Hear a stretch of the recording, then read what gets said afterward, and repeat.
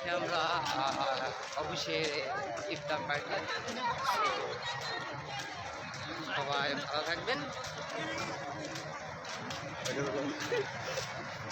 এটা কি?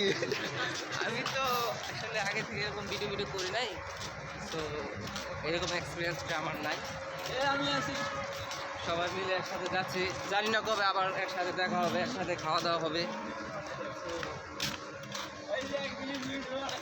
তারপরে তারপরে একটু বন্ধ করো, আমি কথা ভাবি। তো আমাদের কথা ছিল, তো আমাদের ডিউটি হলো 8:30। তো এত সুন্দর মনোরম পরিবেশ আমরা কখনো পাইনি অন্য কোনো অফিসে।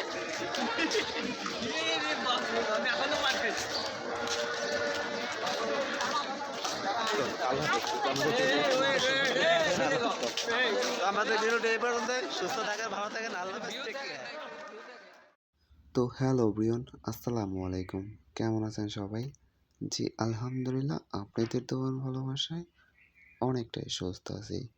তো এতক্ষণ দেখতে পারতেছিলেন যে আমার এক সিনিয়র ভাই, অফিসে এক সিনিয়র ভাই, সে কিছু দুষ্টামির কথা বলছিল আপনাদের সাথে, সেইগুলো শেয়ার করলাম। তো এখন আসি আমাদের আসল কথায়। তো আমাদের অফিসে ডিউটি ছিল রাত 8টা পর্যন্ত। তো এই অফিসে রাত 8টা পর্যন্ত ডিউটি, এর জন্য আমাদের সকলের জন্য ইফতারের আয়োজন করা হয়েছিল। তো অফিসে ইফতার আয়োজন করা হয়েছিল, তো আমরা সবাই এই অফিসে ইফতার সময় অ্যাটেন্ড করলাম। তো আপনারা দেখতে পারতেছেন যে আমার সিনিয়র বড় ভাইদের সাথে আমিও জয়েন হয়েছি। তো এখানে ইফতার পার্টিতে আমরা সবাই অনেক মজা করতেছিলাম। তো তারা নাকি অনেক হ্যাপি এখানে ইফতার করার জন্য। তো আসলে ভাই সবাই মিলে ইফতারি করাটা অনেকটাই মজা। তো আমি এই জিনিসগুলো অনেক মিস করি। কারণ আমি যখন নাকি জব না করতাম তখন আমাদের বন্ধু-বান্ধব মিলে কিছু সময় আড্ডা দিতাম বা এমনকি কোথাও যেয়ে আমরা এখানে ইফতার আয়োজন করতাম।